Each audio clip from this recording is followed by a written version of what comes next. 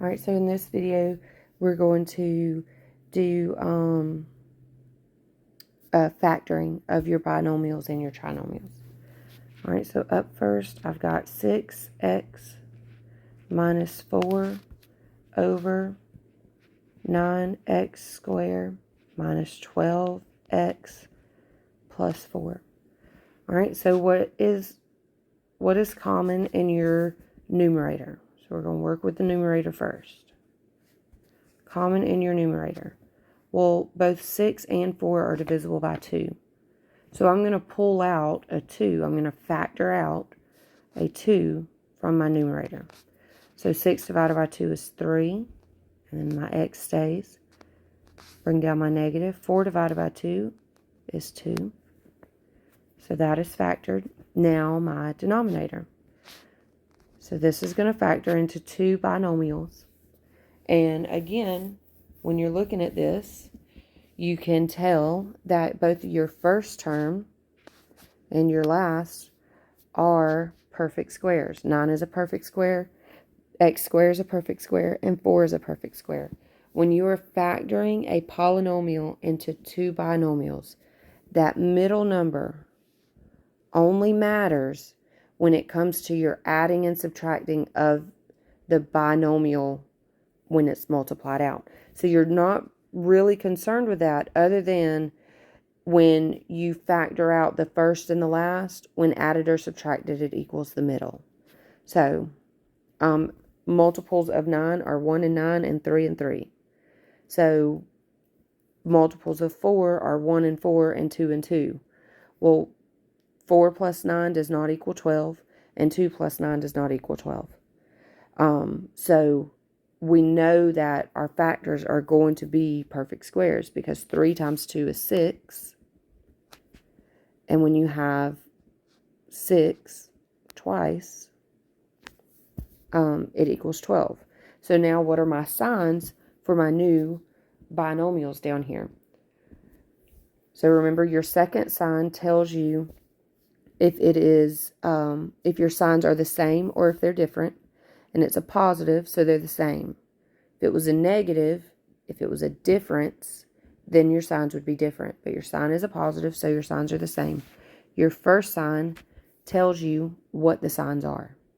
So if your signs are positive, or if your signs are going to be the same, then look at your first sign to tell you what they are. And they're going to be negative. So now I have a like term here and a like term here. So my final answer is 2 over 3x minus 2. Fun stuff.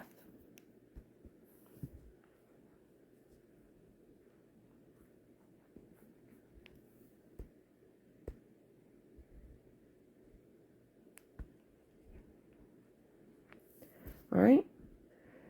So now let's do a one that is added. So x squared over x plus 7 minus 49 over x plus 7. So when you have factors and you're multiplying, when you have fractions and you are adding or subtracting, your denominator has to be the same. So in this case, my denominator is the same, so I can just combine it under 1.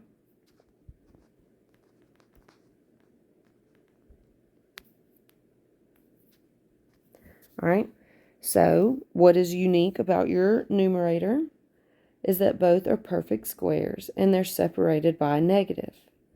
So since they're separated by a negative, that means that they will factor like this. They're exactly the same. The only difference is their sign. So how do I know that? If I were to take that and multiply it out, using the FOIL method, the first times the first is x squared. Last times the last is positive 7x. Inside times the inside is negative 7x. And last times the last is negative 49. So these right here are like terms.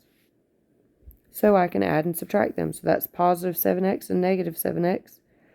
So they go away, leaving me with x squared minus 49, which looks like that. So back to the original. 7 plus x and 7 plus x cancel, leaving me with x minus 7. All right. So now let's go to the square root. So if I had 1/44, a to the 8th, b to the 2nd, raised to the 1/2, how do I do that? When you have something raised to the 1/2, that is just the square root of that.